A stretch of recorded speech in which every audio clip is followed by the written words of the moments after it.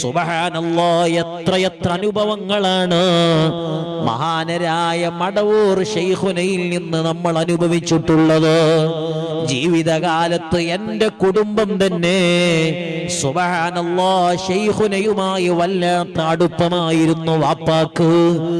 ആ സമയത്ത് എൻ്റെ നാട്ടിൽ വ്യത്യസ്തങ്ങളായ സമയത്ത് ശൈഖുന വന്നിട്ടുണ്ട്. അപ്പോഴെല്ലാം ശൈഖുന വന്നെന്നറിയുമ്പോൾ നാട്ടിലെ ആബാലവൃദ്ധം ആളുകൾ വെള്ളക്കുപ്പികളുമായി ശൈഖുന താമസിക്കുന്ന വീടിന്റെ സമീപത്തേക്ക് വരാറുണ്ട്.